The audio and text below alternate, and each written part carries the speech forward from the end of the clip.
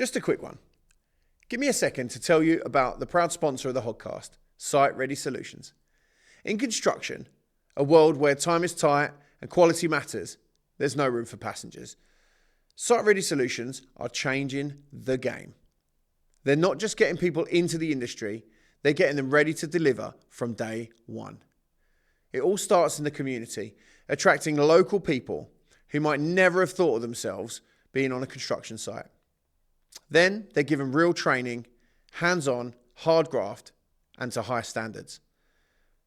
They're placed where they're needed the most, with the right mindset, skills, and the ability to be productive from day one. Then, importantly, they're retained through ongoing support and mentoring through progression. Because Site Ready Solutions don't just build workers, they build teams, they build trust, and they build futures. From street to site, they're helping everyday people become site-ready professionals, productive, prepared, and proud from the very first day they step on the job. Site Ready Solutions, local people, real skills, day one impact. Visit sitereadysolutions.co.uk and see how they're rebuilding the future of the construction industry, one person at a time. Thanks for listening. Charlie, let's start at the beginning. So you grew up in East Ham. What were the experiences or influences that made you sort of want to get into the bricklaying game? There wasn't anything really as such, although my next door neighbour was a bricklayer, but I didn't realise that until I became a bricklaying apprentice. But I was at school, and I'll just fast forward. When I was at college, we used to call it the naughty schoolboys. So go back to school days, I think I was one of them naughty schoolboys. And what they used to do is send you to college one day a week, probably to get you off the plate of the teachers, off the hands of the teachers. Anyway, I went there and I'd done a welding course for a year, and I thought, this is great, because you felt it was a little bit more adult than being at school, and it was all practical rather than the academic stuff. So when I finished school, I signed up to a full-time course at college, but it was a building course, not welding as such. And you done a week of everything to see what you liked. And I wanted to be a carpenter because my brother's a carpenter. He was a ship's carpenter down in the docks. And I weren't a lot good at that. I think every tree in the country was going to run from me as soon as I got my tools out, And my best marks was at plumbing. But I followed my mates into bricklaying like a sheep, really. I'll go with my mates. And so I got into the bricklaying course, finished that year off on the bricklaying course, and my mates ended up not bricklayers, but in the longer term I ended up a bricklayer. But yeah, so that's how I got into it. But and as you can see, I've had a letter from the college when I was on that full-time course, Do you want me to explain about that? Yeah, go on. Do you mind pass it over? Do you mind if I read it out? Yeah, no, go on. You read it out. It'd be better. Right? So Charlie's received a letter. In fact, he didn't actually. Mr. and Mrs. Thorp received a letter. Living in Blenheim Road, East Ham, London, E6. Dear Mr. and Mrs. Thorp, an adverse report concerning several of the full-time building students has been handed in by a lecturer, and your son is among the names submitted. Other lecturers agreed with the substance of the report. Other than in the craft practical classes, your son shows an almost complete lack of interest in all subjects, and his general behaviour is very unsatisfactory. There seems little point in him continuing at the college, and it would be better off if he obtained an apprenticeship or suitable work so that he may follow the practical side of this craft where his interest lies, and we have wage to show for his efforts. We would prefer your son not to return to the college on the 7th of May 1973. May we have your comments on this, please? Yours sincerely, the head of department of the London Borough of Newham Education Committee. Yeah, so I don't know what it was I'd done, because I can't remember being, violent or anything like that. If I was messing about, it was because I was treating it like I was at school still. But I got home that night from college, and my dad had opened that letter, and he was not happy at all. And when I came round, that's the best way to put it, he's standing over me with that letter, and he said, "You're going back up to college the next day." So he went in to see the head of department with me, and I remember him finding the head of department quite rude, really, because he was sitting there smoking. In them days, you could smoke like in your office. And even though my dad smoked, he wasn't smoking it. And he told the fella to stop smoking and listen to him. And he said, "You will teach my son." And he turned around to me and he said, "You will listen and you will be taught and you will turn up every day." So then I thought, hold up, I better get on with this. So that was my break into construction. But what the college done, they put you out on site for Christmas and Easter. It's a similar thing to today. Like all the other lads on the course was put on sites locally in East Ham, but they put me over at Ivory Corner. Bearing in mind I'm 15, I've probably never been on a journey like that. And then when it came round to Easter, they put me on at the Woolwich Army Barracks over in Woolwich. There was a job near there, These were mega journeys for a 15-year-old kid to do. But I'd done it, and I wonder if they'd done that to try and break me, to think, I'll pack all this in and I'll walk away from it. But the firm over in Woolwich that gave me the work experience at the Easter time, they was the ones that actually gave me an apprenticeship. So I like to think they must have seen something. And so that was me break into. Well, I'm really interested to how you get on the 12th of April 1973 to what is 1975 when you were awarded London Apprentice of the Year. What did that mean to you, like, at the time, and how did it shape your trajectory? Because you've gone from basically being knocked out by your dad from a letter that we've got in front of us, and your dad telling the tutor that they were going to teach you and telling you that you were going to learn, to the college sending you to the far depths of London to try and get rid of you, to, sort of less than 18 months later, you being awarded the 1975 Apprentice of the Year award. Well, the other thing which I didn't bother to bring, I've actually got the report from college for up to that time, and my attendance was near perfect. Wow. For maths. We didn't do English, we had to do maths because it was associated to construction. Done technical drawing, science and all that. So my attendance was near perfect. Whether it was my dad trying to straighten me out, but perhaps I just, when it went into apprenticeship and it was a bit more adult driven, so the teachers weren't teachers at school. You was working, like it says in that letter, better off you was actually working with people. Perhaps the penny dropped, that's all I think. But I remember getting the letter saying, you've got a prize and you're going to go to this. It was at Nan's Pantry in Redbridge. It was a big function room at the time. Always remember it. And when the letter came, I said to my dad, "Do you want to come to this bit of a do, like, with us, Dad, And I will say this, he was into Freemasonry, so he knew how to conduct himself at proper functions and that, like, He said, no. He said, "Your girlfriend's your future."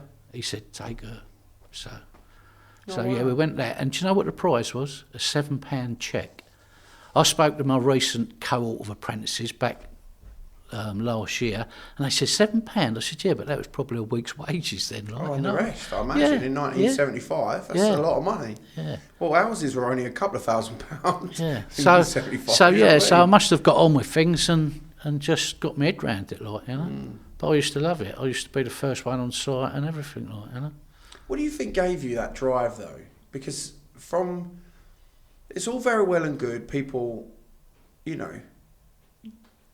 telling you how you should be and what you should do and who you should take to do's, and you're going to listen, but you didn't have to.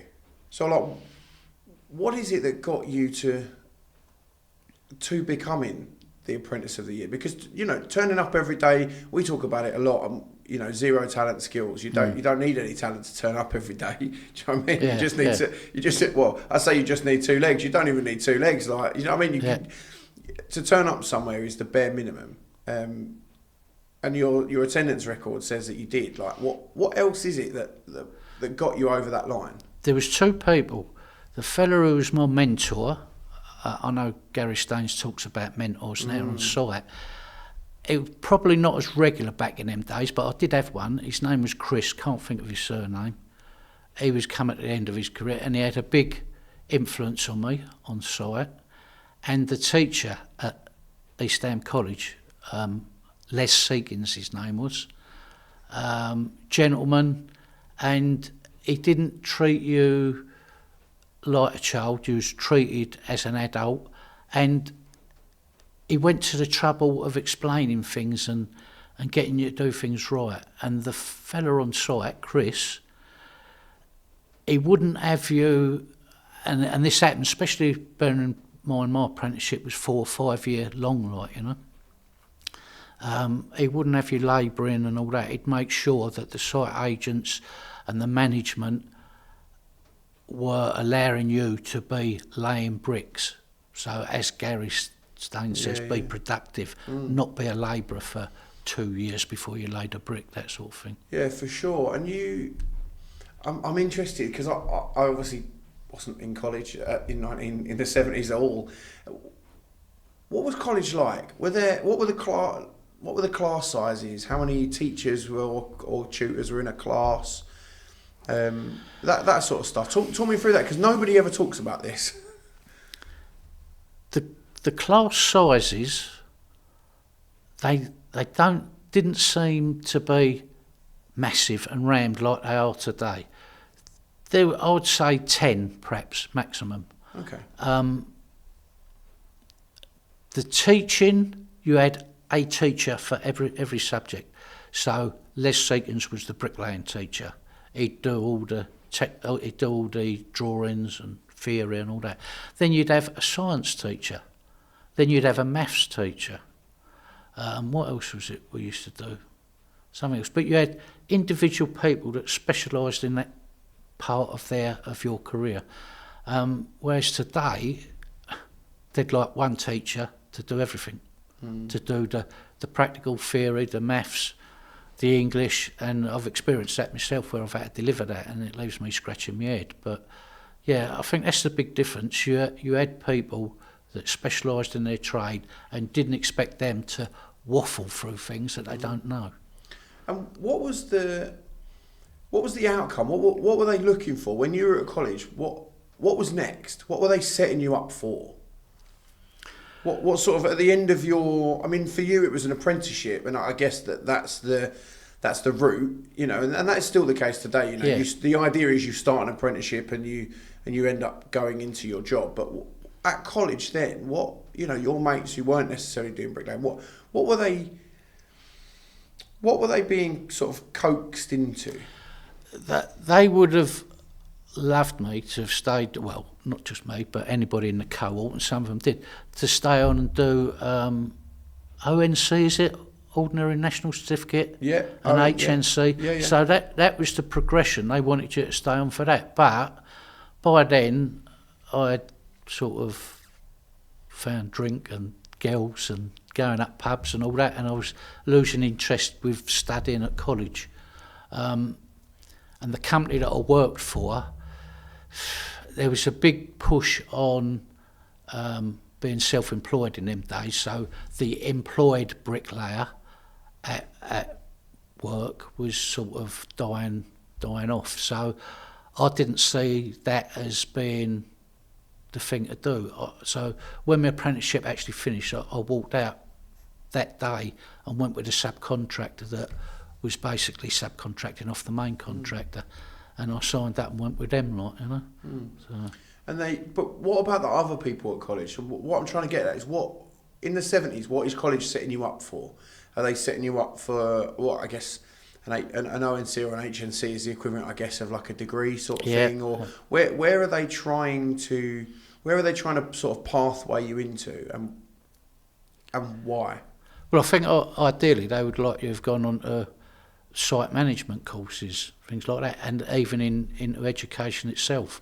I know of some of them people that was in my class went straight into education, and the colleges probably loved that because they know they've got somebody that they've trained up through the system and was perfect to carry on teaching that.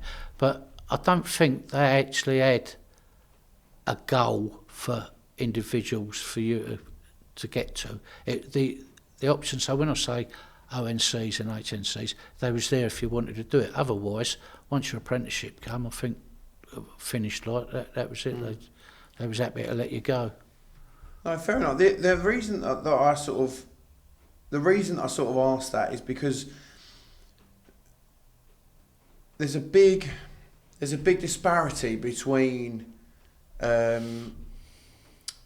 colleges and other providers at the moment. So, or what you learn in college as opposed to what you learn in an apprenticeship, like a full-time apprenticeship, and to what you learn in college with a one-day release apprenticeship.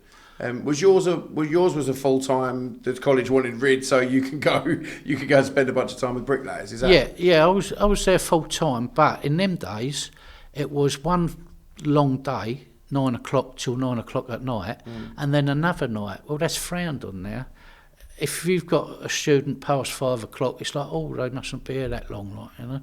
They don't want that student or apprentices in college for all that time. But personally, I think it was better than that.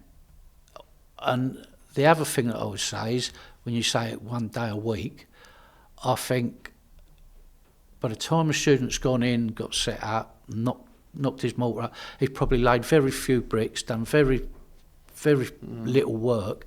So I think the way forward is block release, do it in blocks. And I know, there's a couple of companies out there that are actually doing that with their students and running their own training centres, because colleges, I think, have got their hands tied too much. And it's no doubt it's a financial thing. They've all got to make money, I'll get that. But their hands are tied with delivering a course that's set to the curriculum that Sitting Guilds and Ofsted have all set up, and I think it's a little bit too... You're tied to it, you're handcuffed, rather than creating something of your own, what you want to teach, that's more specific to getting a student, I won't call them a bricklayer because they're not a bricklayer for years, a student or a new entrant to it, get them up and running and be productive a bit more quicker than being 1 day a week at college. Do you know what I mean? Yeah, for sure. From the things that you've seen, like what are the key differences between going through college and doing a full-time apprenticeship with an employer? And what kind of learners strive in each? So, what do you've done? I mean, you'd be hard pushed to find a bricklayer sort of in East London or Essex that you haven't mentored or had some hand in at the moment. And what do you see in them? Like, what's the difference between someone who goes to college every day, I don't know, from 16 to 18, as opposed to someone who decides they want to go and get an apprenticeship instead of doing that area, or is that even something people do anymore? What do you mean that? So, like, can you at 16 when you finish school, can you go and get an apprenticeship with somebody? Full time. I mean, like full time. Can you go and get a job and learn at the same time? Yeah, you can do.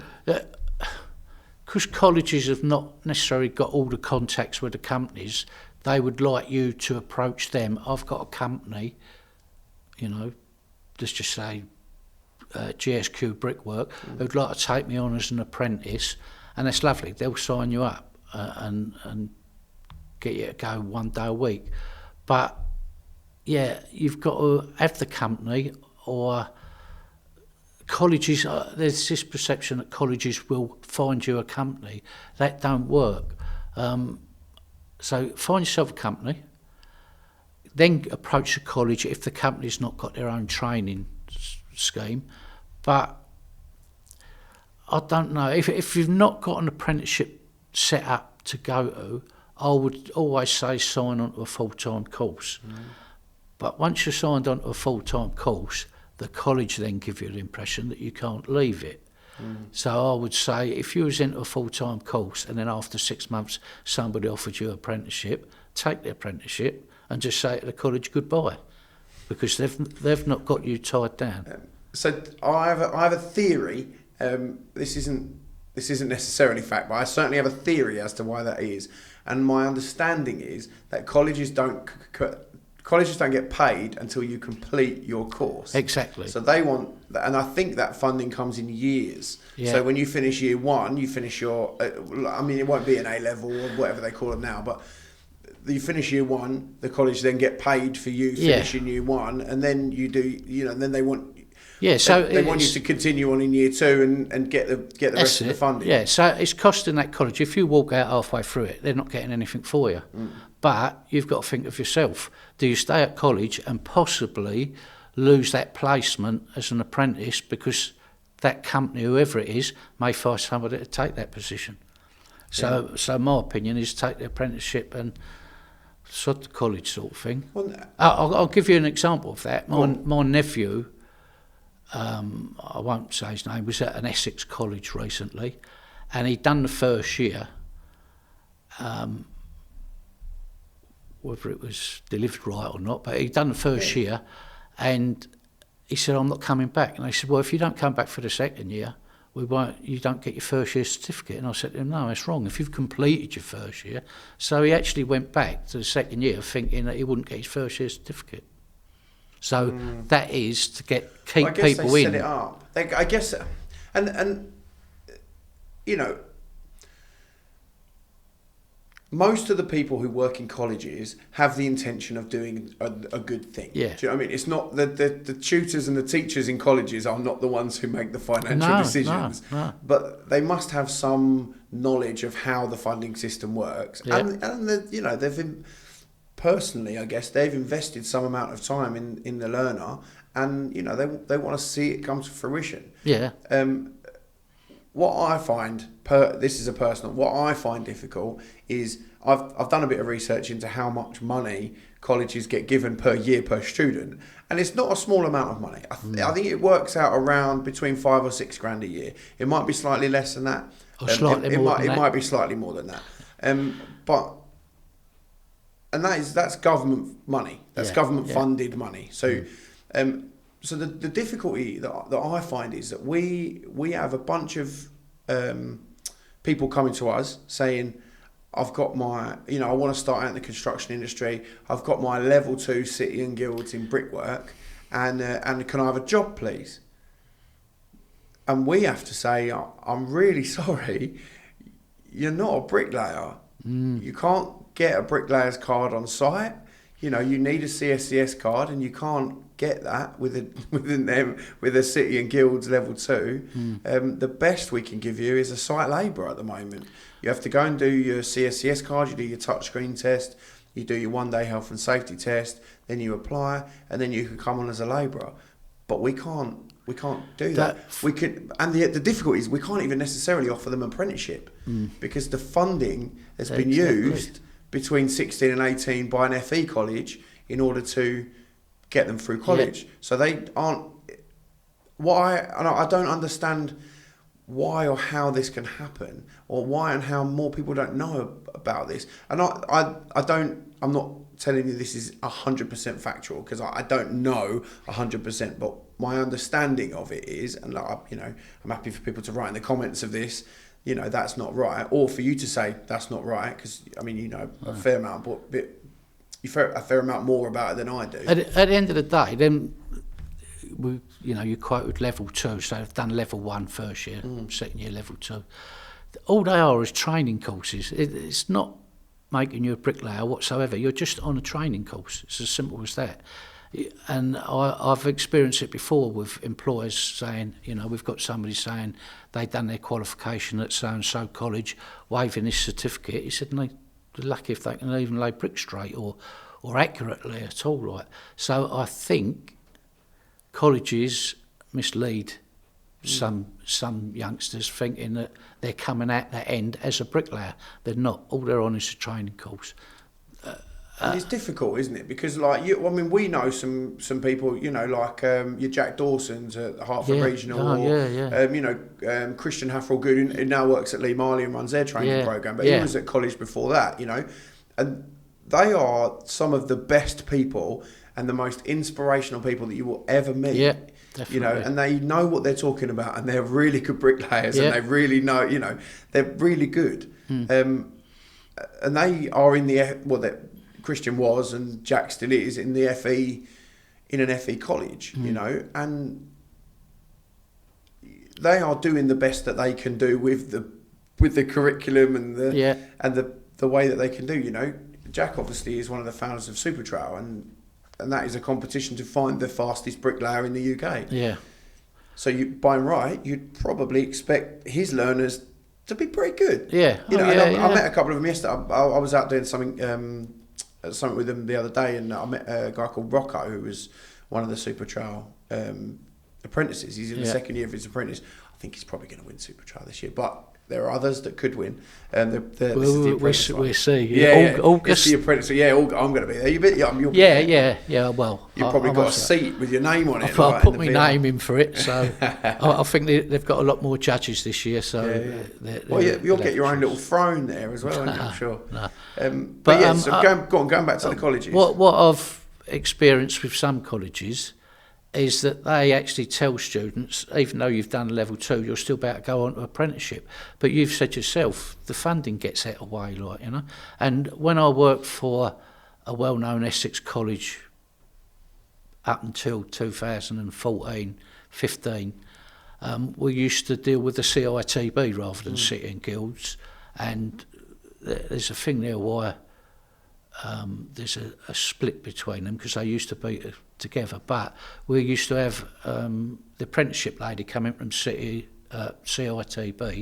and she'd say, is there anybody, I've got 3 or 4 apprentices, is there anybody for me full-time course, first years, that I could put forward for it? And I'd say, yeah, you've got so-and-so, whatever. She wouldn't take anybody that's in the second year. She said, because the funding's gone. She said, we can't do it. So that's well known. So I don't know. Well, I do know. Like you've said it yourself, colleges want to keep them on to get that funding. But it's difficult. It's a machine, right, isn't it? And you need to keep feeding into the machine to create the green paper. The only that pays thing all is, the people that work in the machine. If you've got a good running first year, second year, I don't know if they do third year full-time courses now, but first year and second year, if you have also got a good apprenticeship scheme working, you'd say, all right, he's not coming on the second year, but he's going into an apprenticeship cohort, so surely you must keep that money. But there's some colleges don't run apprenticeships. Well, no, and I think, maybe, and this, we're just spitballing here, maybe there's something to be said about measuring the output of a college, rather than the output being getting the qualification at the end. Maybe they get rewarded for getting someone a job at the end, and they get paid their money when someone ends up in a job. I pulled some stats off online. So 25%, and this is from the FE Week 2024, and the FE Week's like a magazine that goes out. Like it's facts. The facts are in there. So 25% of young people who finish construction-related college courses actually go on to work in construction. And what percent? 25. It's quite low, really, isn't it? Well, if there's I don't know how many. Say there's 20 in a class nowadays. Because there's always a thing that they may have done their course and think, I don't fancy doing this for the rest of my life. But that is a low figure. I mean, I know of a college that pride themselves on achieving 100% success and achievement. But how do you measure success? Yeah, you've success, great. They're all signed on, they've all got a certificate. You've got a certificate. Is that success?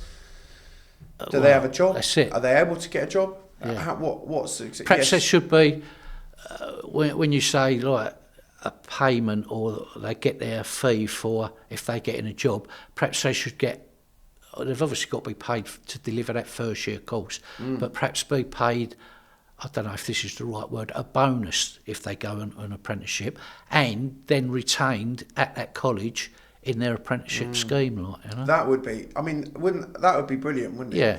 If the industry tied up, there's no incentive for the college to tie in with industry, and really there's no incentive for the industry to tie in with college, apart from the fact that we've got this huge skills gap and we need more people. Yeah, definitely. But, you know, why would employers pay? Well, not why would employers pay, because for me, that's a solid investment. If I can pay some amount of money and teach someone the exact way that I want them to be taught and do the exact job that I want them to do, that's gold, pure gold, and you can't put a price on that. But if what you're getting is somebody who, I don't know, makes a really nice brick arch or in over 3 days, you know, which is maybe 100 bricks or whatever, you know, or you've got a really, you know, I don't know, I'm not versed in what you make at college, but some of the things you make in college, I know we don't build on building sites. No, and I agree with you there. So I think the new ideas from Gary, get them site ready and productive, and I think times need to change so that from when I was an apprentice, it's 4 or 5 years, I can't remember, and then it's gone down to 2 years. But I think perhaps for the 18 months, it's just purely getting them laying bricks properly, straight walls. I know we use profiles nowadays, but they must still know how to build a corner, whether they do it regularly or not. Well, they build a corner and then put the profile in it, don't they? Yeah. It's not, so they if we could run even at colleges. Not just, you know, construction companies training, even at colleges, get them to build straight walls regular, all day long. The placing of wall ties, insulation, block work, everything that goes with house building.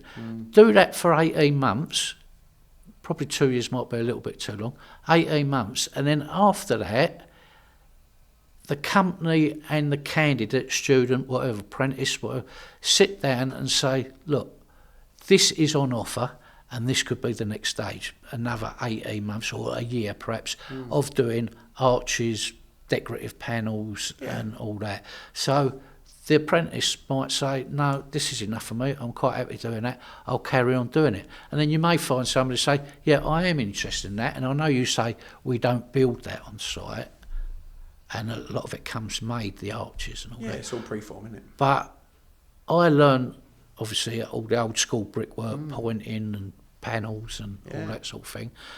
And there wasn't much call for it, even on site and then. But then I got in with a company that done restoration work. So he said to me, the fellow who was running it, Sean Farrelly, his name was, Irish, obviously. Like, he said to me, oh, Jesus, I've got to get somebody in who can do weather pointing. And we worked overtime, and I thought, well, I learned that at college, so I told him I could do it. And I thought, I'd take my chance. Yeah, I can, but I took my chance, and I got faster. I ended up with all this weather pointing off of him. And these arches, I've done everything. So there is a need for it, but I think the apprentice and the company need to say, do you want to go down that route or do you want to stay with us doing this sort of thing? And if the apprentice says, I'd like to, and then perhaps the company can say, yeah, okay, we'll go on that if there's funding for it, I don't know. But the system needs changing for it to work. So not just the courses what you've got now. Them courses and the training needs changing. In case you didn't know, in construction, trust is everything. You trust your team to show up, you trust your tools to perform, and when the pressure's on, you trust your supplier to deliver. That's where Grayson Building Products come in. They've been doing this since 1921, and they've built more than just a business. They've built relationships, expertise, and a reputation that is earned, not claimed. With over 50,000 products in stock and a team of specialists who genuinely understand the craft, Grayson is there. Not just when you order, but when things get complex. It's more than just a price. It's partnership. It's peace of mind. If you want a supplier that moves like part of your team, visit grayson.gb.com and see what real service feels like. You obviously worked in the college. How do you see that? What does that change look like for you? In terms of what does that look like in terms of like the nuts and bolts of how that could work? What the system? What I was just saying. How do you feel that would work? My opinion, right? Which is worth a lot to me. Colleges, bums on seats, want money, so they'll go along with whatever's been told. They've got to deliver that, and we get a check at the end of it. Whereas I think there's people out there, teachers, they're not all bricklayers, I'm going to say that, they're not all bricklayers, some of them are just ex-students made up, but the ones that are genuinely are bricklayers and know what they're doing, they would like to produce tradespeople, male or female, and I've produced or helped along the way some female bricklayers, but that needs changing. So the people that are dedicated bricklayers that want to train students up to become bricklayers, I think they need to make it known that the system needs changing to allow for that just purely bricklaying and not too much of some of the other crap that goes with college stuff, you know. It is difficult, and I understand why you get taught about we're talking 20 years ago, but I did what we call general studies. So you'd have to go and you'd learn about the world and you'd learn about all the different things. And I do personally see that as important, because otherwise we become sort of uncultured. Yeah, and you don't, you're only looking at the thing that you want, and everyone's got hobbies and interests, and even bricklayer. I mean, you love your football, you love your fishing, all of those things, and you wouldn't necessarily learn about football and fishing at college, but you would learn about some of the people who play for your football teams or their cultures or whatever it is, and you're doing sort of computer skills and all of those things. I mean, kids don't really need computer skills these days, do they? Do you know what I mean? No, I don't know. You'd be surprised. I mean, I've had apprentices, not apprentices, full-time students who refused to use computers. They said, don't like them. And I had one lad, he handwritten everything he'd done was hand, and it was beautiful writing. He just would not use a computer. He weren't a lot good as a bricklayer, but he didn't cause any problems. He turned up every day and got all the things. But yeah, so not everybody's into computers, but I get it. Yeah, the world is it's open to everybody now, so you do need to know a lot more than just being at college laying bricks. I get that, but some of the stuff that gets delivered at college leaves you scratching your head. Well, we'll park college for now. Yeah. We'll pick it up in a sec. But when you look around, we see, new towns. We see there's brickwork everywhere, right? And whether that's like the rebuilding of London, whether that is building of towns, but we're in Basildon at the moment, and that was only rebuilt in the 50s and the 60s. It's not 60s. Yeah, 60s. So sure, yeah. But it was all built by local people. Yeah. And it was people that could walk to work or maybe go just on the bus to get to work. Yeah. And my question really is sort of why do you think that's changed? Does it need to go back to should it go back to the way it was, or what does the future look like? I don't know, but like I say, when I was an apprentice, even the bricklayers, so coming away from apprenticeships, like I say, they used to turn up on site like they worked in an office. You would never have known. So they'd turn up in a suit and nice polished shoes, and they'd change, and then go on site as a bricklayer and change and go home. I think today, where there's been a shortage in skills over the years, and we've used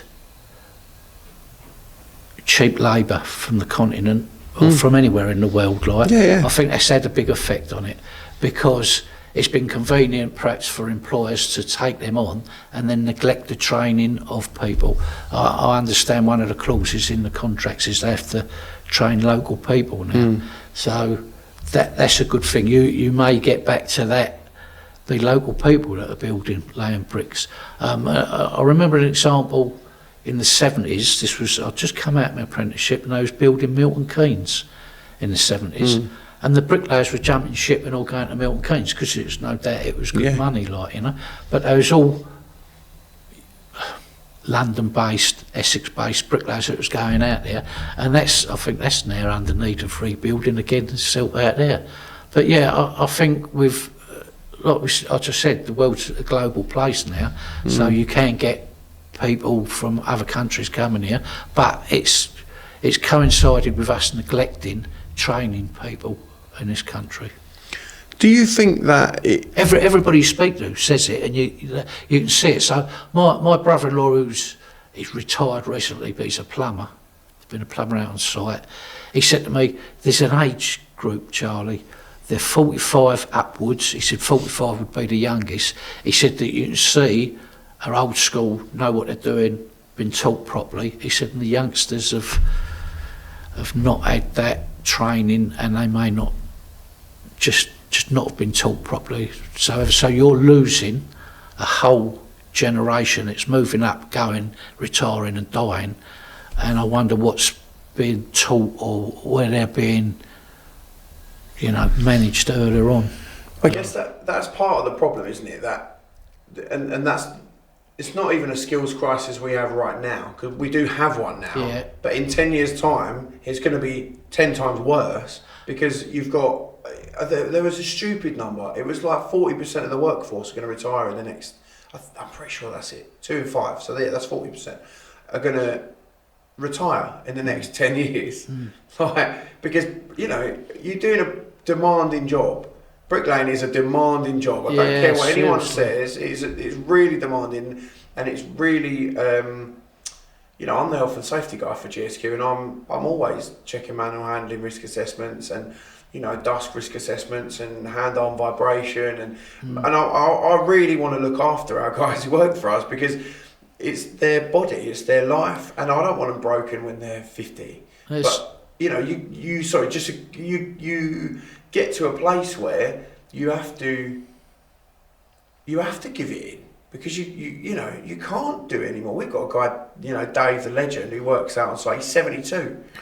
You know what I mean? He's our carrier. He'll out-hod anybody. Don't get me wrong. He's my number one worry, because I can't have him die on a site. And the problem is, he'd die a really happy man if he went out on a building site. It's because of what he loves. I was chatting to him yesterday, and I said, Dave, why do you do this? He said, it's a hobby. It's my hobby. I love it. Sometimes if you pack up and all, it hurts. That's what he said. He said, look, I went on holiday for a few weeks, and my sciatica got so bad. Yeah. I had to come back to work. I was like, keep going. But exactly. And we're talking about getting people out and getting people working locally. People generally work locally. When Basildon was built, people from Basildon built Basildon. Yeah. People from I know sort of Milton Keynes. It's sort of, I guess. If you can travel less, exactly, the better it is for you. Go out from, say, Chelmsford to Milton Keynes, when I could do a job in Chelmsford. Exactly. So, exactly. And do you think it should go back to that, or how do you think it can? Well, is it because there's not enough bricklayers? See, if there was enough bricklayers, you would have bricklayers that just go to Chelmsford for their work, and there would be no need for them to go to. We're just using Milton Keynes as an example. If there was bricklayers in Milton Keynes, you wouldn't need to travel about, would you? So are we getting back to, there's that shortage of bricklayers, and then it may be the fact that somebody in Milton Keynes is offering you more money to go there. Like, it'd have to be a lot more money to go to Milton Keynes because they're travelling. But yeah, it happens. But getting back to what you were saying about whether the body can take it on, and the health and safety side of it didn't really exist when I was young, you know what I mean, as a bricklayer. So I think what's introduced nowadays, where you're looking after people, get a little bit more out of them. I know it sounds a bit wrong, but it is better now that health and safety is in place. And, there's cries now of saying to people, you're not going to get your pension till you're 70. And you've said it. Can you imagine many bricklayers going on to that age? It's all right sitting in an office or a college or something doing paperwork and using a computer, but not physical jobs. Not physical jobs. You'd never do it. I guess that's where I like to think of myself as a bit of an entrepreneur, and I see gaps when they arrive, and I try and think about the best way of filling it. I don't own any businesses. I'm just a guy with loads of ideas. What I see in the future is a place where what I see in 45 to, that's the younger limit, say 50 to 60-year-old bricklayers. Yeah. What I see is a huge untapped resource, like yourself, of people who know what they're doing, who have been doing it a very long time, and have consistency in their life, in their work, in their job. Yeah. They turn up. Yeah. These guys turn up every day. If it's raining, they turn up. Yeah. Even though you might get rained off, they still turn up. You're still there because earning some money is better than earning no money. Yeah. Do you know what I mean? You turn up at 7, it might only rain till 8:30, and you've still then got the rest of the day. Yeah. Do you know what I mean? Everything's wet, whatever. Yeah. It's difficult, right? But you've got to that place, and what I mean is you've got mentors. But let me ask you, what do you think is the number one sort of common denominator between people who do well and people who don't do well? So the separator, essentially, and maybe even the difference between a college and an apprenticeship. Turning up, getting on with your work, being dedicated all the time. You were saying something about the mentors just now. I think, like you say, the 50 to 60 group are probably love to help bring the next generation along, but are not suited to go to college as teachers because all the qualifications you've got to get. Bricklayers, certainly at that age, you're not going to want to start going into qualifications. So they should be utilised. Perhaps colleges could bring them in just for 1 day, 2 days to help with the training, rather than put them through all the teaching qualifications to become a teacher. Or, like Gary does, have mentors on site. The problem with that, what I see with some companies, I don't know how much time that mentor will spend, say one of Gary's mentors, with that apprentice or that trainee. I don't know how much time they give them. But some companies would see that as financially suicide because that bricklayer's not producing while he's helping that trainee. Although I know what you're saying, but that trainee in the longer run will become an asset to the company, which I agree with. So what I'm getting at is that in college, we've just said that the success rate of people in construction is 25% of young people who finish construction-related college courses go on to work in construction. That is right. 2024. So 3/4 of those learners might never lay a brick again. That is a huge drop-off. So I see the difference between that and your 60 to 70%. When I was at college, we had one teacher for 25 learners. Yeah. When you go out on site and you're an apprentice, you've got one mentor and one learner.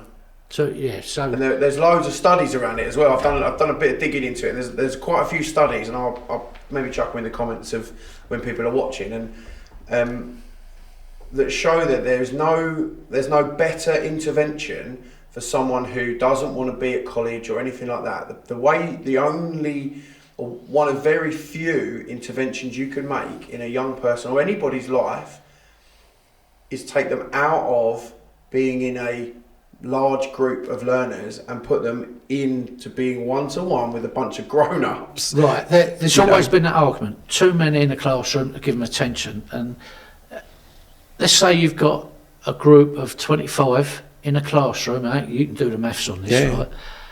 And you got them in the workshop for 5 hours, and you give each one of them 25 5 minutes. How long is it before you get back to that first one? And if they've not taken on board what you've asked them to do in that 5 minutes, they're standing about, they become restless, and they get fed up with it. So class groups have got to be smaller, that's for sure. This might be controversial, but what you hear at college is it this they've got to be in education or employment up until they're 18. Correct. Right, so that 75% or 65% might only be there because they've got to be there and have very little interest in actually, so that, they might have an open evening at a college and they say, oh, we've got hairdressing, painting, decorating, motor mechanics. Oh, I think I'll give bricklaying a go. And they're there just to keep governments happy with the keeping them off the street or the unemployment figures. So realistically, some of them people don't want to be there, and I've seen it firsthand. They've just got no interest. But getting back to the group sizes, cut them down and treat them a little bit more like adults instead of being in a class full of raddiness, if you like. And some of the first things I ever done when new cohorts started, and you can see it, they're still in school mode. Remember, they're coming from school. And they put their hand up and they say, please sir, or sir, well, don't call me sir, I'm not knighted, my name's Charlie. And then you see them, after a few weeks they start getting relaxed and they're more, they start bonding with you, like, you know what I mean? So yeah, big cohorts, it's not doing anybody any good. No, that, I know firsthand, I know at Site Ready, that's one of the key aspects. So the idea of attract, train, place, and retain. So the attract bit's actually pretty easy. You go into a school or a college and you say, who wants to earn 250 quid a day? Well, every hand is up in the lecture theatre or wherever you are, or the classroom or whatever it is. And then so the attraction's really easy. The training bit is the hard bit, isn't it? Because you want to train people to be productive. You want to train people to, well, to be honest, that's it. Good quality and productive, and I mean those two are wrapped and safe. So they're all wrapped into one, if we said aren't they? productive, look, let's just say laying bricks to a straight line. Yeah, this is what we're initially talking about. If that was to happen in college, and you said to the teachers, all I want them doing is laying bricks to a straight line, regardless of whatever bond it is. I want them to be doing that for the first 7 weeks. I bet they go, oh, but I've got to get them to build a corner, do this, to tick all the boxes. So really, you need them courses changing and doing that for getting them site ready. And like you say, they'll all put their hand up and say, yeah, I'll come on site, I'll come on your training course. But then, and I think Gary's system is more realistic to site, even the training, is out in the open, isn't it, in a yard and that. And then when they get a feeling for that and then they go on a site, then they may think, well, this is not for me, I'll step aside. So it will level people out, because I remember the last 5 apprentices, although one dropped out of it, and they was for Lee Marley, they actually said to me, it was all very good being in college and talking about building sites, but when they went on a Lee Marley site and then there was this scaffold and they was going up in the lifts on the outside of the scaffold, one of them said, oh, shit myself. I was terrified. Yeah. I was absolutely terrified of it. They don't realise. So it's all right being in a workshop, but when it goes to being out on site, it's a totally different thing. Well, and I obviously I work for GSQ every day, but what Lee Marley are doing is great. Their apprenticeship, what Christian overseeing that, and do you know where he is today, don't you? Oh, Christian, I don't actually.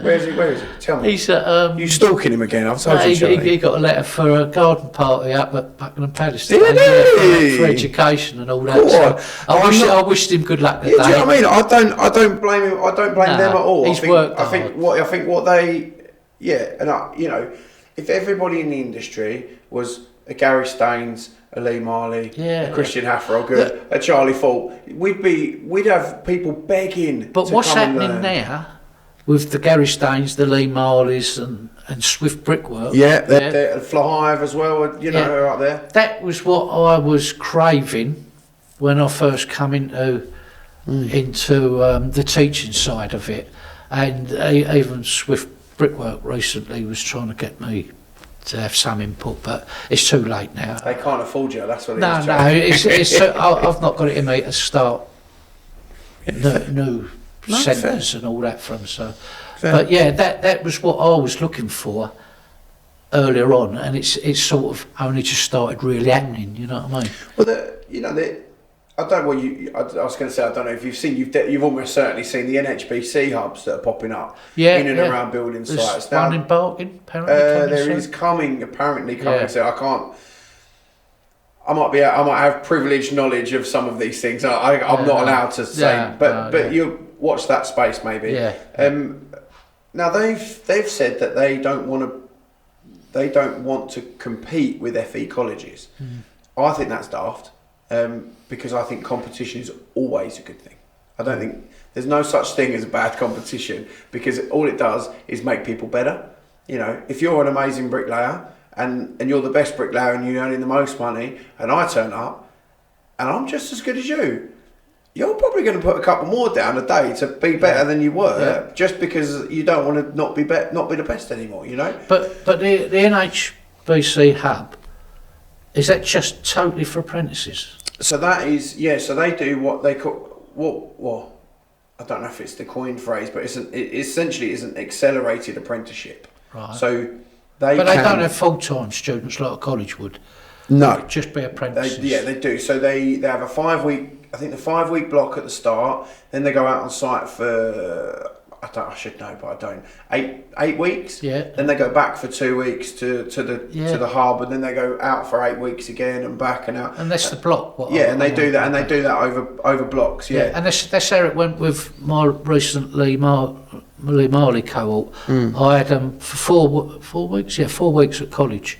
And then they went away for 12 weeks, 4 weeks. But that 4 weeks was extremely productive. That's the best time I ever had with apprentices and getting work done, because they was there, head down, arse up, laying bricks all day, getting things done. Instead of 1 day a week where you set it up, by the time you set it all up and had a breakfast and lunch and that, it's time to go home. No, exactly, So it was good. But the NHBC hub, if they're delivering just for apprenticeships, or these accelerated apprenticeships, it shouldn't interfere with colleges if they just want to do their level 1 and level 2 training courses. Because the colleges, my understanding is, a college won't provide an NVQ level 2.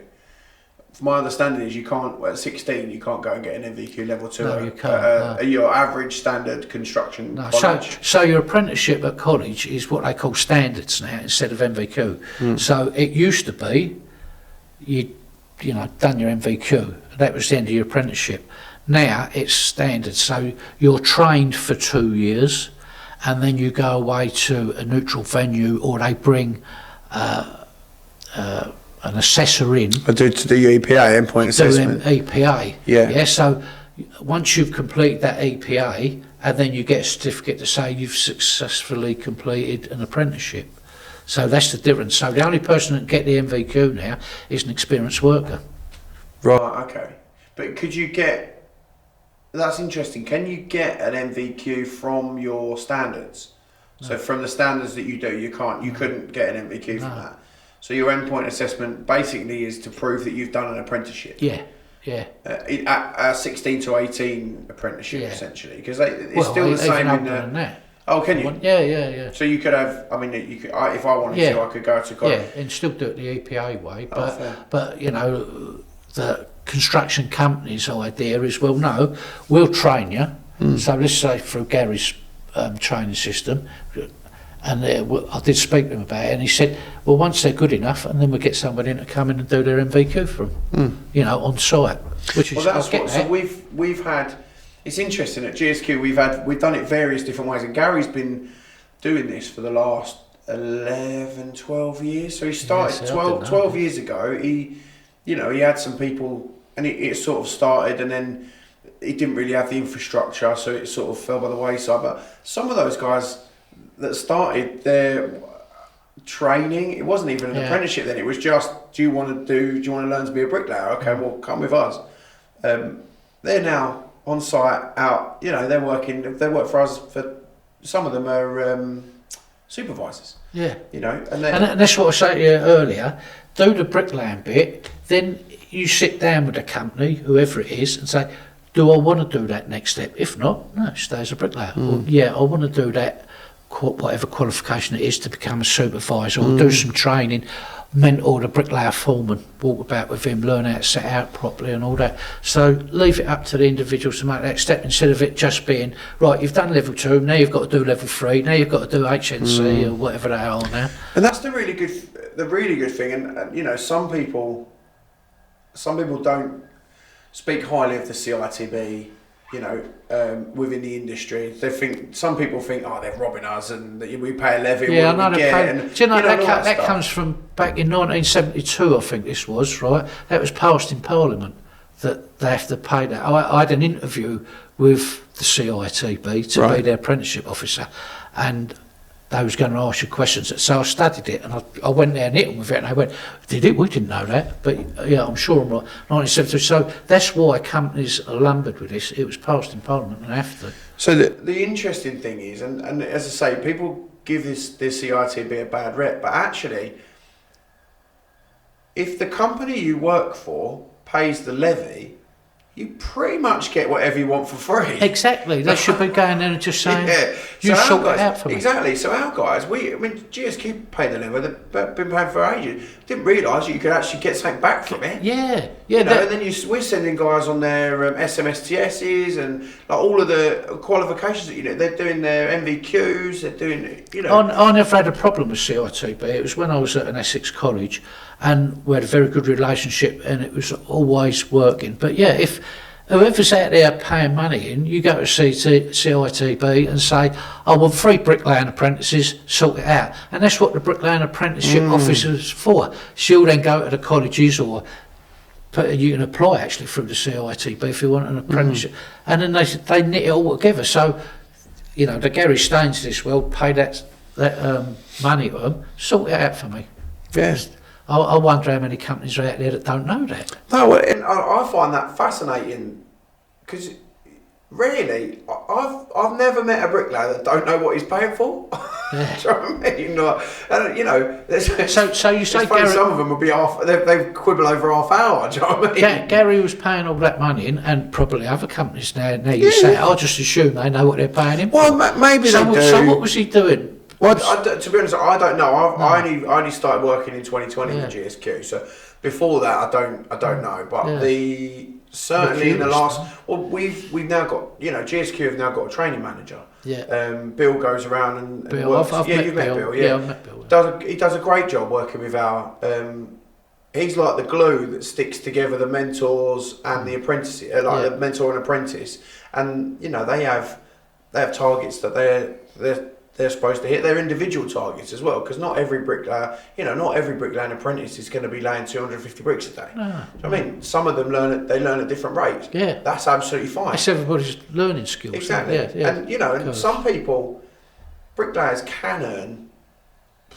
Look at the superstar ones on YouTube or whatever. Yeah, I've been watching him a day. Yeah, exactly. Do you know what I mean? But they can earn pretty much whatever they want. Yeah. And if they were on a site, say that they may be getting paid 65, 70 pre-bricks, that's 650, 700, 1,000, right? So they some of them will get in and they might lay 1,000 a day.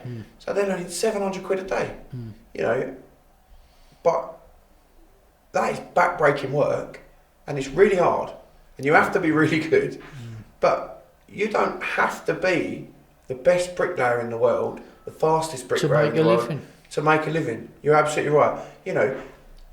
And I see loads of Facebook ads recently. I don't know if they come up for you as well, but bricklayers are, if you're earning £250 a day, that's not enough money for you to live on. You're earning less than minimum wage. Yeah. I'm like, okay, let's do the maths on that. Some bricklayers are on over 100 grand a year. Yeah. Do you know what I mean? Like, that ain't not a lot of money. Although, yeah, you say that, I mean, I look at it, I've tried and work the figures out, and I think to myself, then you've got 2 weeks off over Christmas, week at Easter, you're probably going to lose a month, 3 weeks through bad weather throughout the year, then you have an holiday, so that wage does come down quite a bit. But I don't know what people's perception of a decent wage is now, but it still works out to a pretty good wage, I think, for a bricklayer. Certainly if you're, although you shouldn't get paid on your age, you should get paid on your ability, but if you're a younger bricklayer, you are getting a relatively good wage, I think.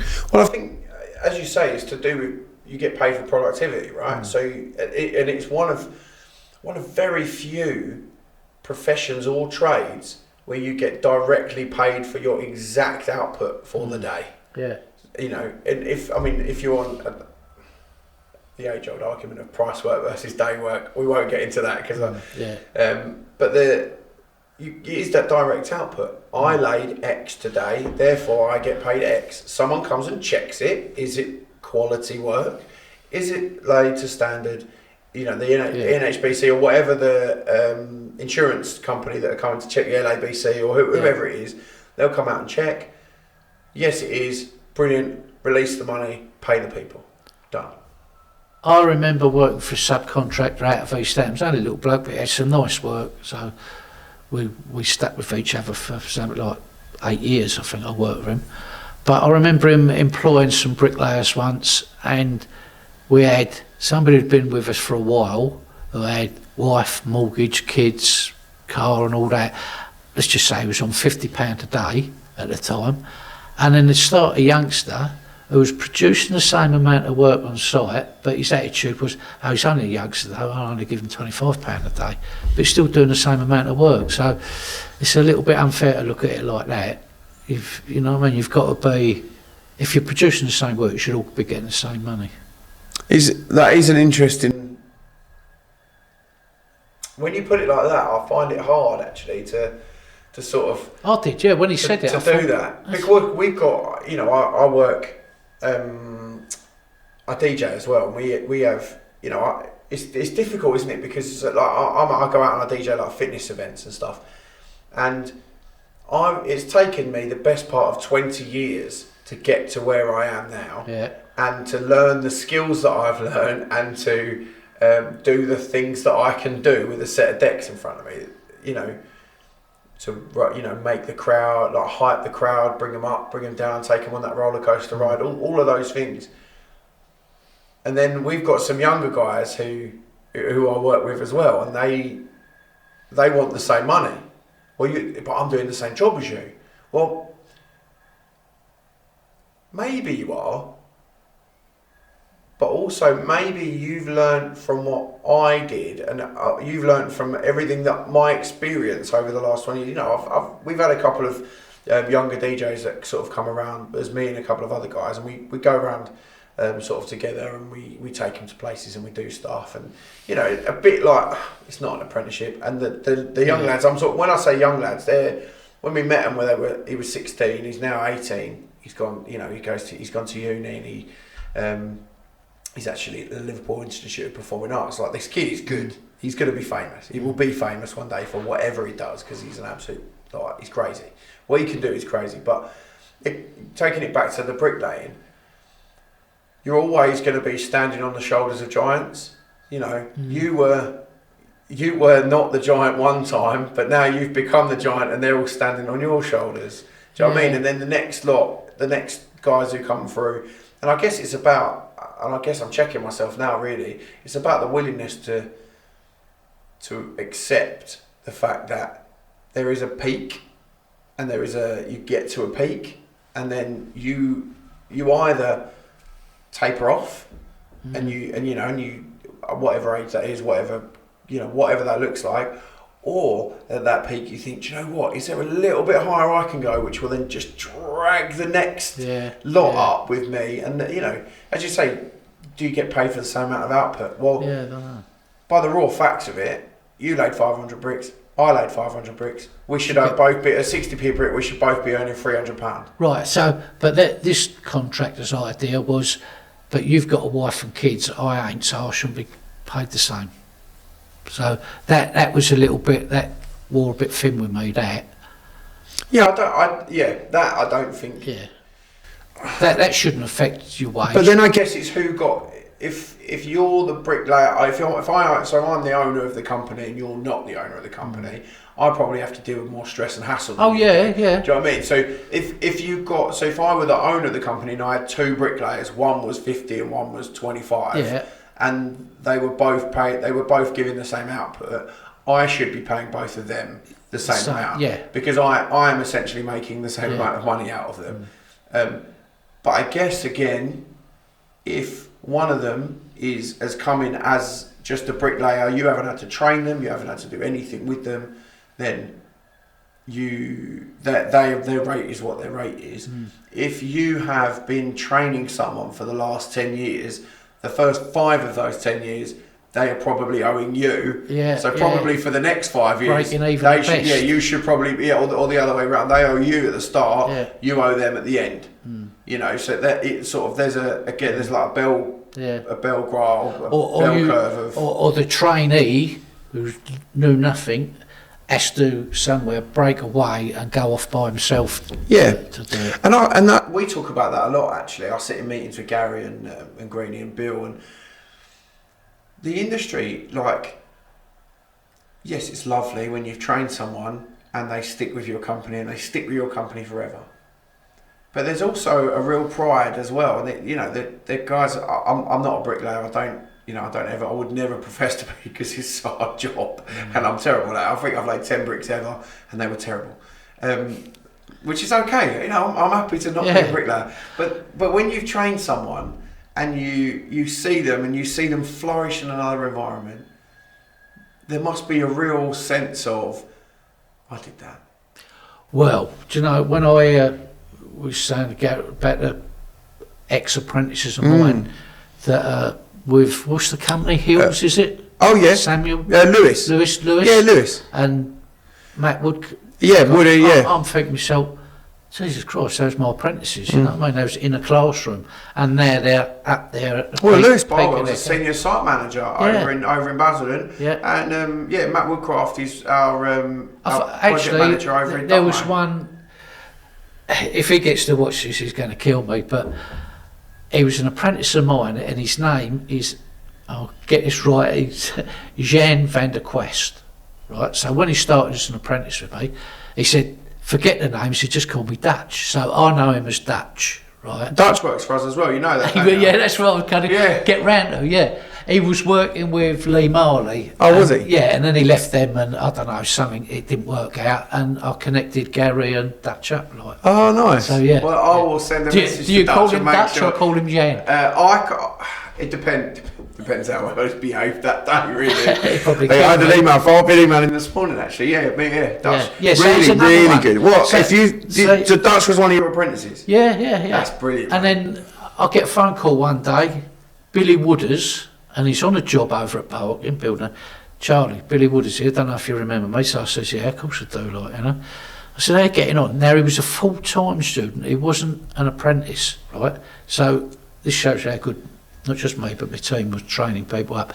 He's gone out, he's become a bricklayer, he needs an MVQ, can you help us? I said, how are you getting on? He said, yeah. He said, I've got an house in Brentwood, 3 children. And I said, that's brilliant, Billy. I said, I'm not putting him down. I said, but you weren't even an apprentice, you was a full-timer, and you've gone on to make. And he said, well, you don't realise, Charlie, is you change people's lives. And there's another, Chris Andrews, he's a full-time student, he's a site agent for one of the big contractors. So when I hear all these people in them places, and I think, I'm chuffed, you know what I mean? Well, they're all one of the 25%. It's not just me, he's part of a team that I had with me. Oh yeah. It's not just all down. Well, yeah, but I think you're being humble about it. Yeah. I mean, you obviously did a great job. Dutch is one of the best supervisors I think I've ever met. I mean, Dutch. Dutch. Yeah, he is really, really good, and not just at bricklaying. It's all the other stuff around it. You know, I don't have to ask him. The health and safety stuff, all of the risk assessments, the halves, the like all the pure, the low, all of those things. They're doing Friday packs every week and not every supervisor does that on every job, and well, in fact they do, but I have to chase a lot of them, you know. It's great. So thanks. Yeah. Thank you for that, Charlie, because Dutch is one of the good ones, both for training him and for putting him in touch with Gary. I love that. That's possibly my favourite section of the podcast, of any of the podcasts when so you get far. to see him next? What's that? Yeah. When am I going to see him? Maybe, what day are we? We're recording on a Wednesday. Maybe probably early next week, I imagine now. But yeah, I'll tell him. Yeah. I'll tell him to have a listen. We talked about him. His ears are probably burning now. Let's move on. When I say just that section, I don't mean just about Dutch. I mean that whole... We went all around the houses then. I love it. Talking about everything. Let's talk about... adapting to modern needs. You've witnessed substantial changes in the industry and training over the years. Like, how have the methods evolved since? Well, I guess since you started in the 70s, you taught all the way up. Well, you were still in a college at 2014. I think you left. Did you? Is it around then? No, a month ago. Well, the 7th of this month was my officially last day of employment. Yeah, really. Although I had something like 3 or 4 weeks holiday owing me, so I've been on holiday for 3 or 4 weeks. Oh, that's all right for some. It was last week. Was me really official day. Oh, you finished in the college, the Essex College that you were at. Yeah. Then. Well, both colleges I've been at are Essex colleges. Oh, right. So, but yeah, the one previous to this was when I was in my full teaching mode. Right, I see. What do you find the most effective way of engaging today's apprentices? Like, how do you keep their engagement? I know it's harping back to that letter, but I actually tell most people that I've taught, I've said, like, I'm no different to any other student. I've been, if you like, expelled from college, so I think straight away, and I've said this to students, and I don't want this to sound wrong, it brings me down onto their level with them on a level playing field. So I think they bond with you straight away. I stress about and I know we've touched on this before, about the being on time, getting up, being at college at time. And an example of that, when I was teaching, I remember there was this young lad, he kept coming in late into college, gone 9 o'clock. And I said, right, let's get this right. I said, if you're going to go to work and you're going to be a bricklayer, I said, we'll work this time back. I said, you start up 7:30 in the morning. I said, most people want to be on site at 7 in the morning, have a cup of tea, put their boots on, read the paper. Well, not many people read papers nowadays, but doing that, I said, you've probably got, so I said, that's 7 o'clock. I said, you've probably got an hour's travelling wherever you go. I said, so at 6 o'clock, I said, and if you're like me, I said, I prefer to be up an hour early before I leave, just to come round, brush my teeth and have a cup of tea again. I said, so it's 5 o'clock. And this young lad said, but that's halfway through the night. I said, it's not halfway through the night. I said, that is the start of the morning. I said, that is reality. So that straight away, I'm doing all that sort of thing, gives them a bond with them. But actually, it's just motivating them, because I think they've had, some of them, not all of them, have had a bit of a rum deal at school, and they're disillusioned with school. That's for sure. I've got texts and messages, which I won't show you, but from apprentices saying about what I had gave them was what they expected from the education society, environment, and we've never been treated like that. And one of them, apprentice for Lee Marley, said, we felt like we won the lottery having you passing on your skills and knowledge to us. But I think you've got to keep them engaged all the time. You must keep them engaged and motivate them. And if they do something wrong, and I've seen this happen, moan at them and tell them off and shit. Explain what they've done wrong and how to get round it. And instead of, I don't know if I'm using the right term, put them down. Instead of putting them down and making them feel, oh, I've done it wrong again, help them, show them how to do it. And if need be, work alongside them. So they're one side of the wall, you're the side of the wall. This is how you do it, and you're working with them all the time to keep them going and not just give them a drawing or tell them they've got to do something and go walking off, sit at a desk and start working on your computer. Work with them all the time. Keep them, and if they stop, what are you doing? Why have you stopped? I'm just talking to him. You can talk to him while you're working. Keep working. Whistle while you work. So yeah, you must keep them engaged in what they're doing all the time. Definitely. How do you see that? I hear a lot of people say that. How did you do it? What? Keep them engaged. Keep them engaged. Yeah. Purely being with them all the time and working with them. And even if I'd be walking around watching them all the time, and if it got to the point where they was actually all right at what they're doing, and because they do get to a point, if you trained them well enough, they do get to a point where, do you know what, you haven't got to do so much work with them because they're cruising. But I'd actually just build walls with them. So if somebody's on the wall, even if it was in the college workshop, I'd work with them all the time. So not to make them think you're a teacher and they're down there, and I like to keep on the same level with them, if that makes sense. Yeah, it does. Yeah, mate, that makes absolute sense. Yeah, definitely. Well, that's the reason why I asked, because you have a bunch of. We talked about it at the beginning. A bunch of people in their 50s who don't necessarily know how to relate to younger people. Is that that's a problem. So, I guess the advice that you're giving to them is just do what you would normally do with them next year and show them how to do a little bit, and then next day show them a little bit more, and then show them a little bit more. I think when I've first taken on students, whether full-time or apprentices,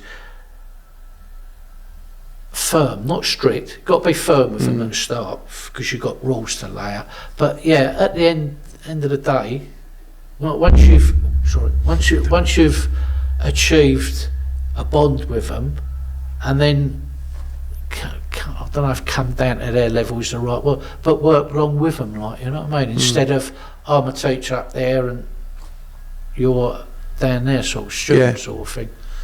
I remember having an interview, and I will say the name of this college because it don't exist anymore. Thorp College. It now belongs to. It was swallowed up by South Essex College, like, you know? But I had an interview with them, and I went in, and the three people that was interviewing me had Thorp College ties on and a white shirt, and to me that is extremely stuffy, seriously stuffy, like, you know. And in the interview I said, would I be expected to wear college tie, like, you know? And they said, oh yeah, you've got to do that. And straight away I'm thinking, that ain't going to connect you with students sitting there or standing up in the classroom like that. I said, you know what? I said, forget this interview. I said, I won't be coming here anyway, like, you know what I mean? Just because of that look, it was putting me off. And even if you was like that with students, they've just come from school, they've come from all that. So try and be on their level, sort of thing, if that's the right way. So I actually asked my manager at the Essex College that I worked for when I was teaching, I said, is it right for me to go in a classroom with a t-shirt on because I'm covered in tattoos and all that? And she said, I don't give a toss as long as you teach them how to be a bricklayer. But there's some people that didn't like it. They wanted you to wear a shirt and tie and all that.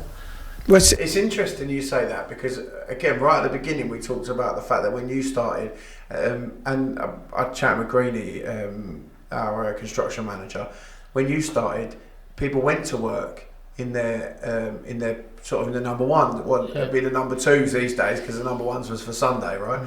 But they'd go in a shirt and tie, and then he was saying that they'd put a boiler suit on, so they'd keep their shirt and, for him they'd keep their shirt and tie on, and they'd just have a boiler suit over the top. They'd go out, put their boots on, go out to work, do a day's work, and go home in their shirt and tie again. Like, but by sort of picking up what you're saying a little bit, that is a bit stuffy these days. Yeah, it's not the norm. Most people work from home these days, and they don't. You do Zoom calls in their pajamas and whatever. Do you know what I mean? But If you're in a job where you need to dress like that, I get that. But not if you're teaching young students or just come from school and probably sick to death of schooling with teachers with shirts, ties on and all that, and you're asking them to come into the adult world, as in construction. Somebody standing there with shirts and ties and being like, I think if you're a bit more relaxed with them and again, I'm going to use it, come down to their level, then you start winning them over. Well, looking back at your, well, we haven't even really touched on much of your multifaceted career because you've done a load of stuff. You've been a bricklayer, you've done the knowledge, you're a cabbie. Yeah. I'll tell you, why I done that, I broke my shoulder. Yeah. Yeah, and it weren't at work, it was playing football with my kids' football team. And as soon as I'd done it, it felt like you got a twig and snapped it. And I thought, oh shit, what have I done here, like, you know? And the ref come up to me and he said, oh, all you've done is dislocated your shoulder. So he's trying to pop my shoulder back in, which wasn't out anyway. So the two bones, where it snapped, they was going whoom, and my t-shirt was going like, and it's healed like that instead of like that. So that messed my bricklaying career up. And like you say, I've done the knowledge. But yeah, I was hoping to get bricklaying money out of the black cab, but I couldn't. So that had to get me. I gave that the elbow. And that's how I got into teaching. Yeah, that's another. And we could do another podcast on your life as a black cabbie because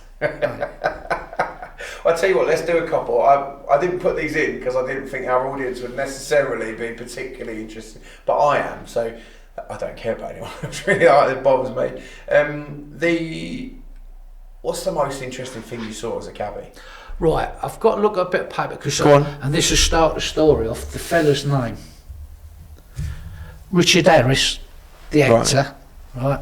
So having a bit of an odd day, ain't picking up much work, and he comes out of a pub called the Coal Hole, right next to the Savoy Hotel.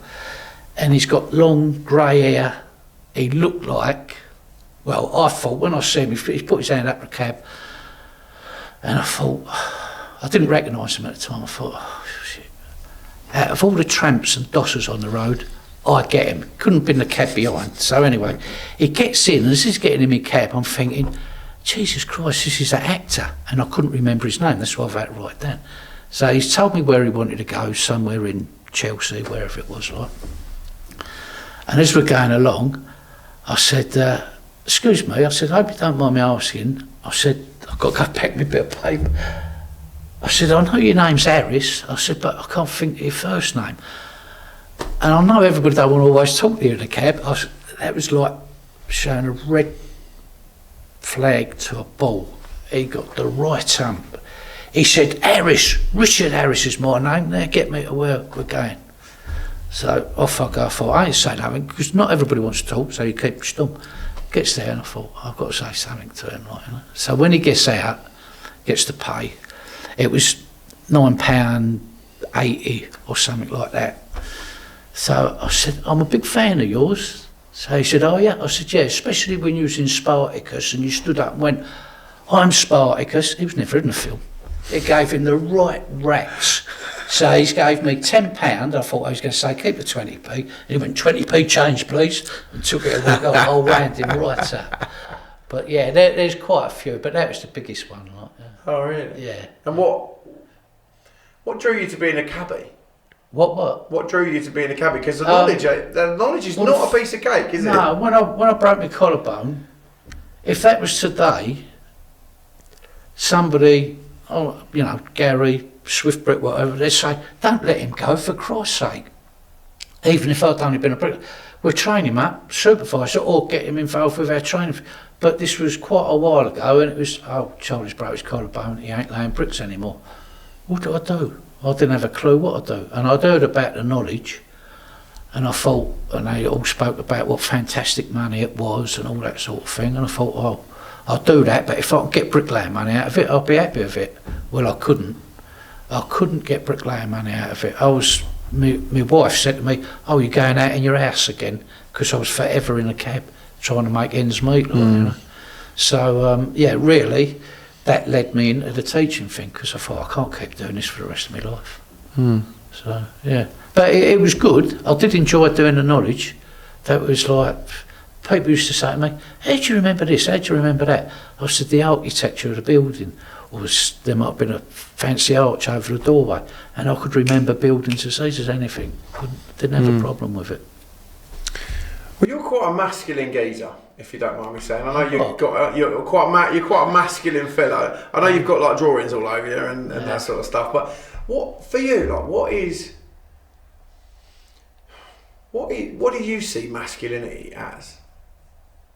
Because bricklaying in the industry is quite a lot of masculine environment. I know that women are coming through and flipping good bricklayers as well.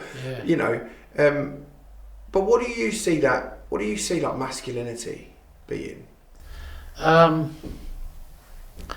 being big and muscly and all that sort of thing. I see it as stamina. So going through day in, day out, going through that work on a building site, masculinity. That is it for me. Because I've seen little short-arsed odd carriers that run the odd all day long, and great big monsters of blokes who like have a job of picking odd up. So being big muscles and the fittest person on the site is not necessarily masculinity. It's the durability and that sustaining that work all day long. You know what I mean? I do. That was just an aside. I was just interested in what you have to say about that. But you're looking back on your career, multifaceted career as an apprentice, an educator, a cabbie. What's the thing that you take the most pride in of all of the accomplishments that you've had? What do you take the most pride in? Right, it's a bit of a mix-up. When I was in the cab, and I couldn't see me sitting in the cab for the rest of my life, so I wanted to get into education, and I went down, I'm going to name this college, I went down to Barking College. So I knocked on the door and I said, I want to be a bricklaying teacher, can you tell me what I've got to do? So they invited me down, I think half a day a week, to mix in with a teacher on the workshop floor and all that sort of thing. And I thought, this ain't too bad. Obviously I didn't know the full ins and outs of it. And they said, would you like to come in Fridays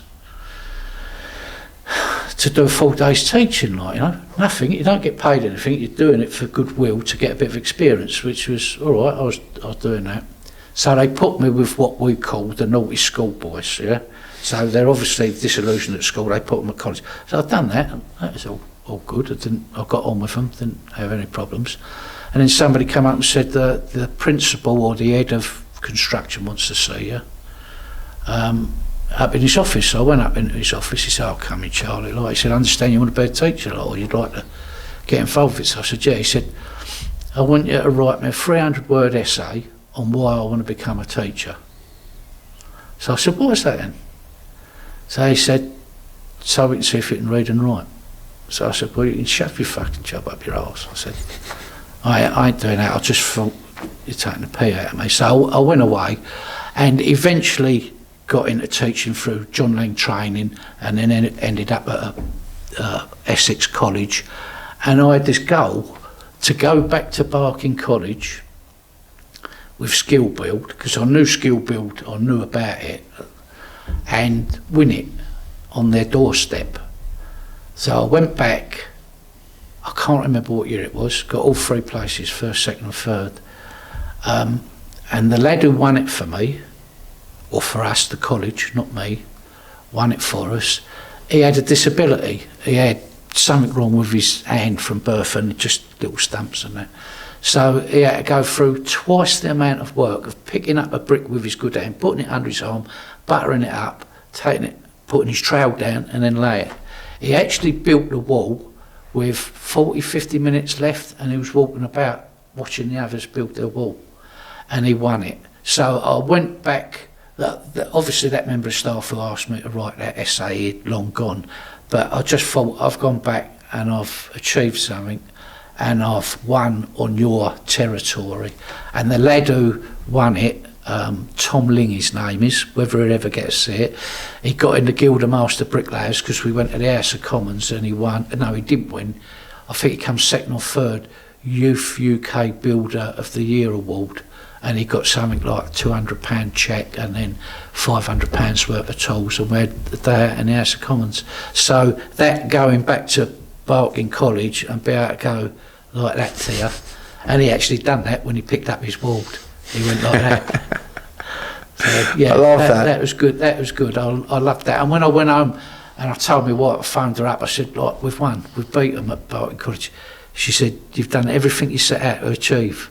She said, now stop it. Because I was always trying to do something, like, you know. I love that. I love the fact that you... it wasn't just for you either, was it? It was... You wanted your young people, your learners, to wipe the floor with everybody else. Yeah, I mean, I guess selfishly for you, it was because you wanted to stick it to them. But equally, you still had to teach these people, and you've taught essentially a fellow with one hand how to lay bricks. Well, it's funny because that lad, Tom Ling, he came through the naughty schoolboy route, and nobody wanted to touch him. But I could see his work was pretty good. It weren't perfect. And I thought, look, and other teachers said to me, don't take him on, leave him. So we took him from naughty schoolboys, first year, full-time course, then on to the apprenticeship, and then, to the House of Commons. So we see something in him, like, you know what I mean? And talking about skill build at Barking College, you know, ask Jan how he got on there. Oh, really? Did he not? I'm not going to... okay, we won't, that's a spoiler. Yeah, that'd be your little bonus. The hook and tease. Well, maybe we'll have to have him on. So. Yeah. I've got two things I want to finish with. First one is, as you continue to influence the people coming through in the future, I mean, obviously not quite so much now because you are basically fully retired now, aren't you? Yeah. But what are your hopes for the future of the industry?